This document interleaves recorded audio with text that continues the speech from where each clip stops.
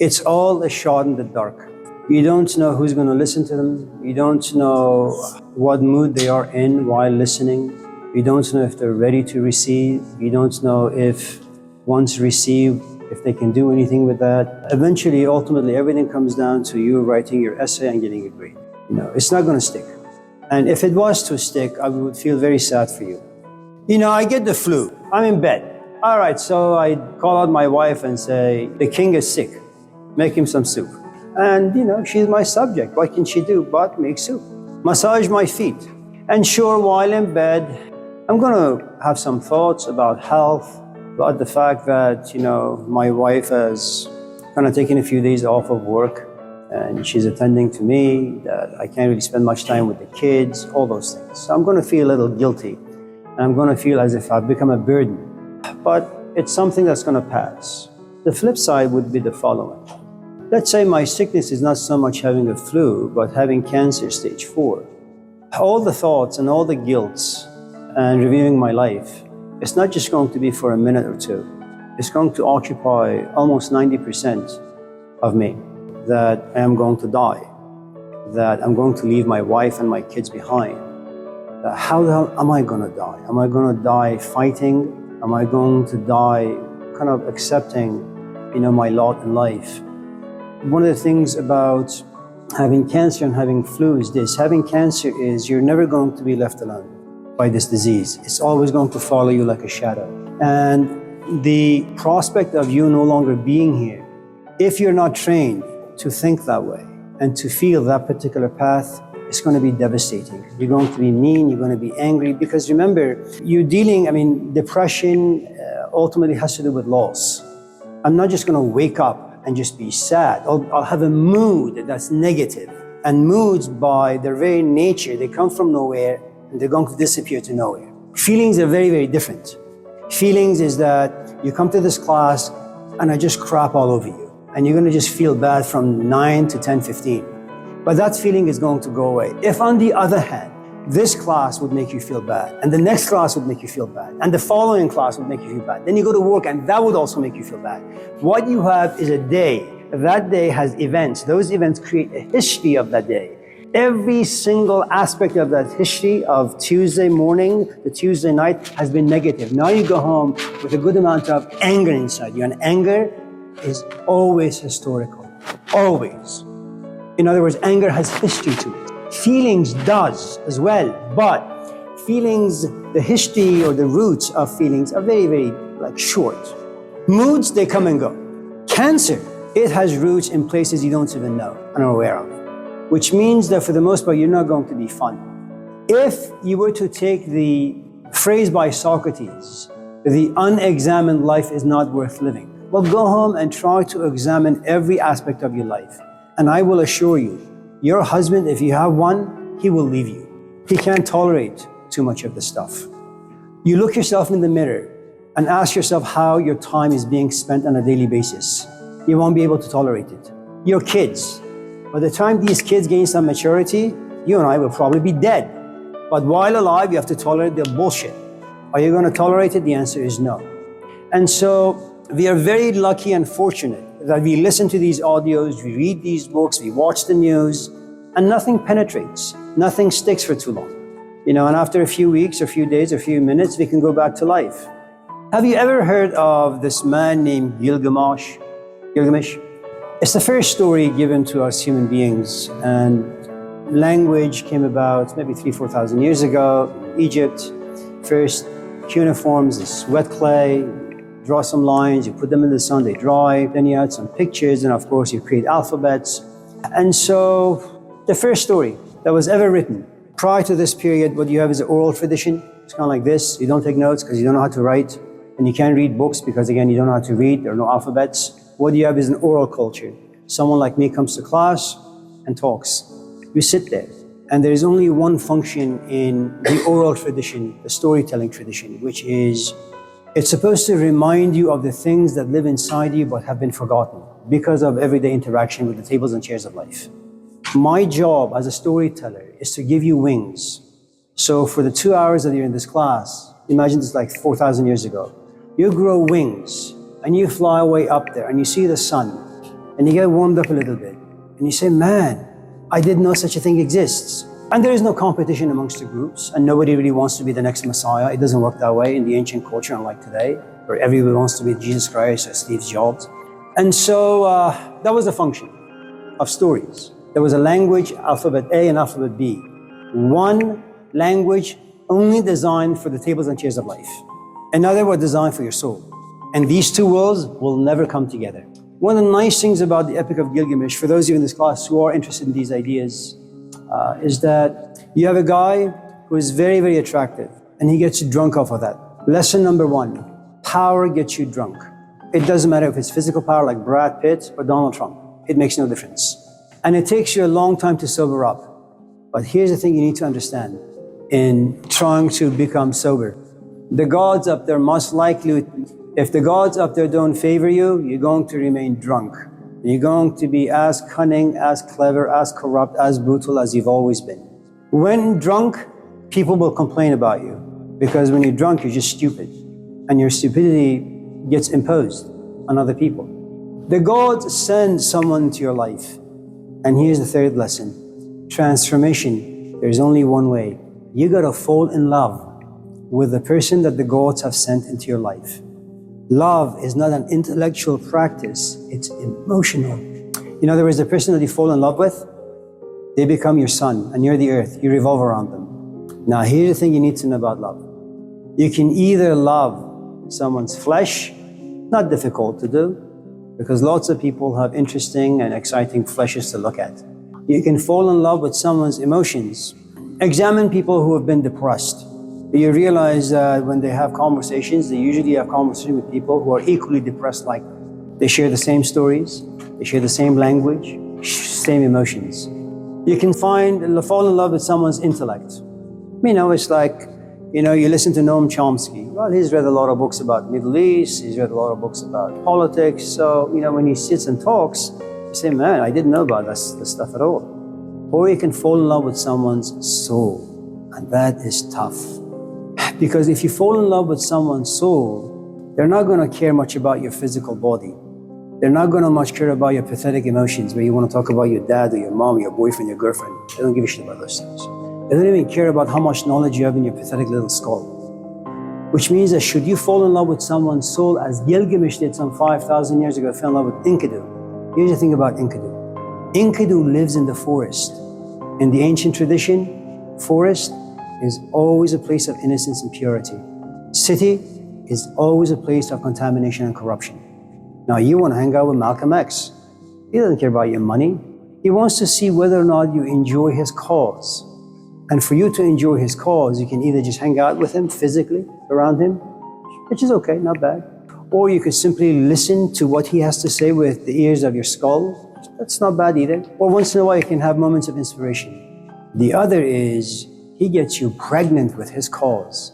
Now, you can abort any pregnancy up to a certain moment.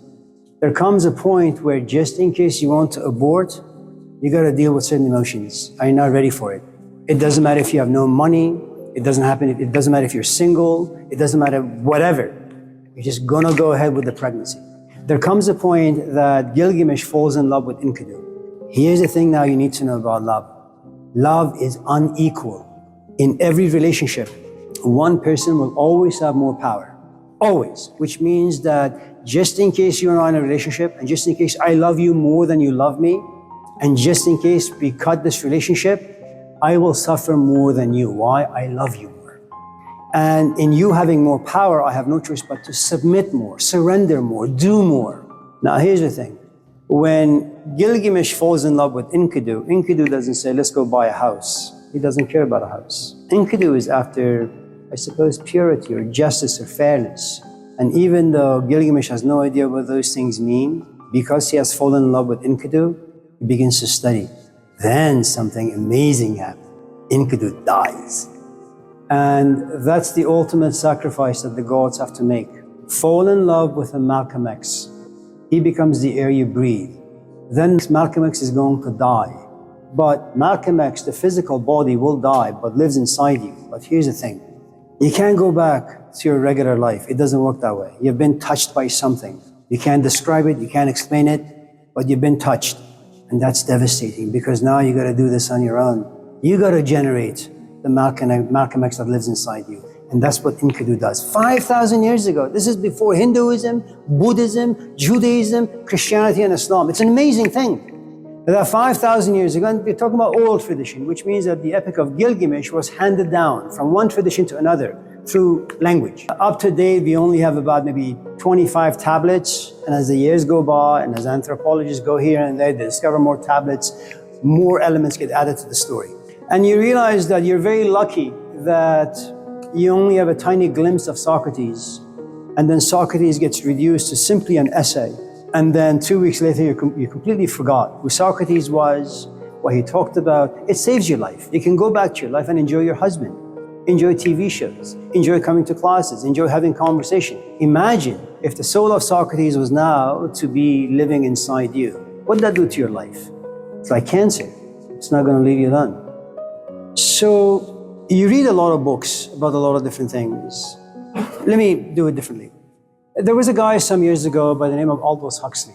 Huxley was one of the guys who did psychedelics, and he had this wonderful experience. And even though his life was profoundly profound, through the assistance of psychedelics, it became even more profound. And he had one of those minds, it was like soaking information and knowledge, from wherever he could find. He fell into this state of depression. I know a lot of things, I just can't feel what I know. Your feet, your arms, your eyes, your ears, they're all helping you to move towards the book, another lecture, another workshop. You get more information, and there are moments of inspiration. What you lack is when the Buddha says all of life is suffering, you can go to a classroom and you can talk about it endlessly for hours. But then you go home and you say, I want to know what that means. Not just suffering because I have a bellyache, or not suffering just because I'm hungry, or my wife left me, or my kid is sick. All of life is suffering. What the hell does that mean? All of life is suffering. So much so that all the desires just die inside you, that you're not pulled towards anything. Your kids don't inspire you. Your companion doesn't inspire you. Books don't inspire you. Ideas don't inspire you. You don't inspire you. I mean, that's a whole lot of suffering.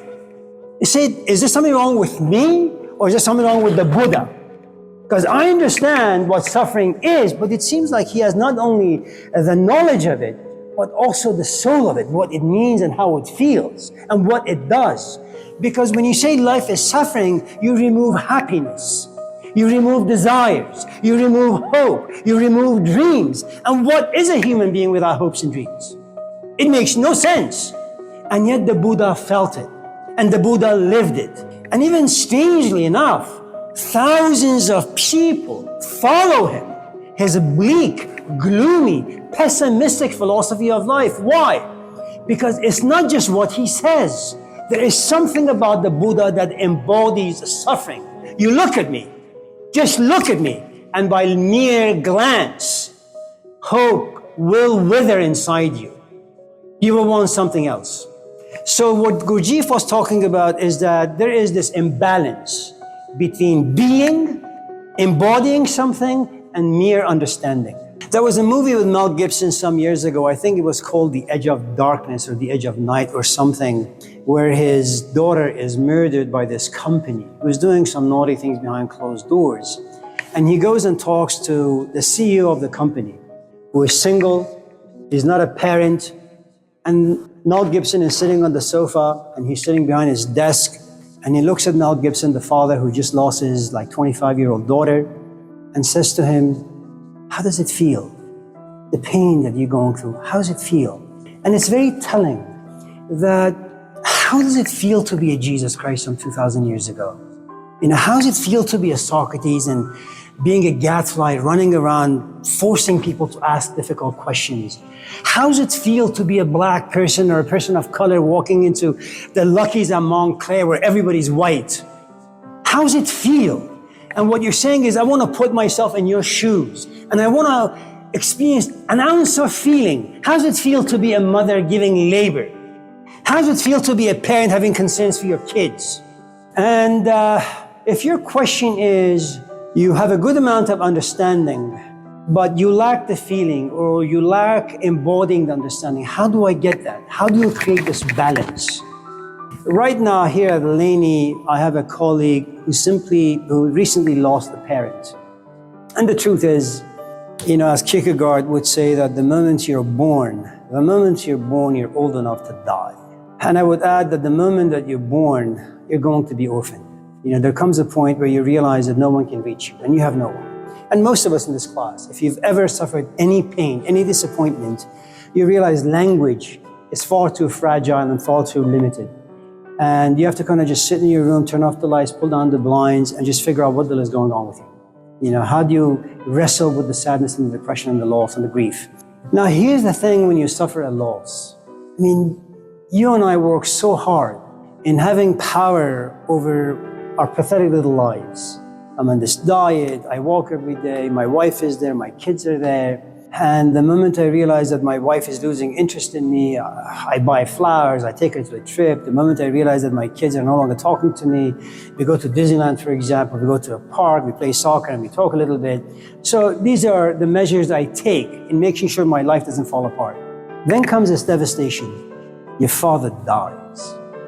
You think you're ready for it. That's one of the things about death, I have cancer, I gradually die, but in my gradual traveling towards my death, my kids eventually get ready. Dad is sick. When is he going to die? I pray that he dies fast. This is far too burdensome. And then there is a sudden aspect of death. I promise to make pancakes for the kids. They knock on the door. There's no answer. They open the door. They walk into the room. They realize my skin color is a little pale. Dad, wake up. I'm unmoved. I'm dead. That's a shock.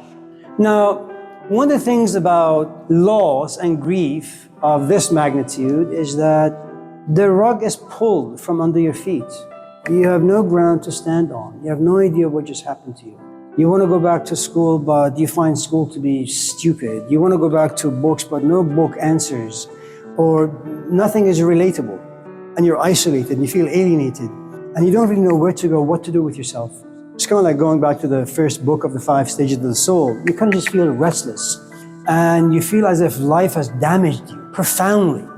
You thought you had read enough books to deal with death. You thought that you have reflected, enough of your time on death. And then death happens. And you realize, man, you're a novice. You're not even, you're below that. And if someone was to stick with that, one of the best teachers, grief, that despite your immense desire to control life, you have so little control. And the idea that shit happens, so true. And when then shit happens, you begin to smell like shit. And there are no showers. And there are no towels. Now here's the thing that's gonna happen. In about 2-3 weeks' time, the episode will be forgotten.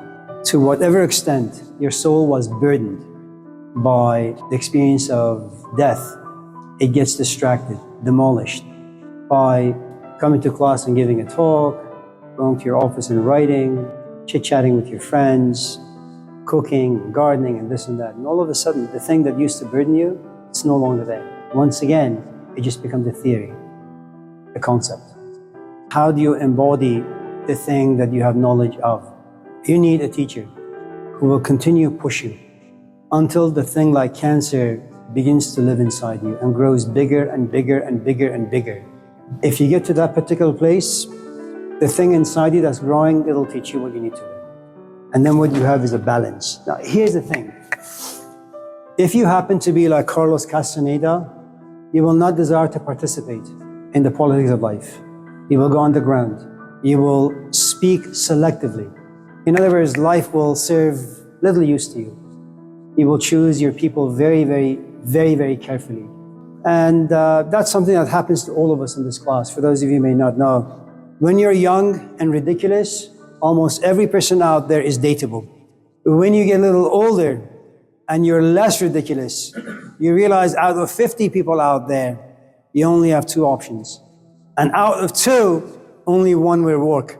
And that one requires like 50 years of wrestling for ultimately peace to enter the relationship. I come from a tradition where I myself had a teacher for about 10 years. I fell in love with my own teacher for about 10 years, and he became a family friend for about 30 years, and he died of cancer a couple of years ago.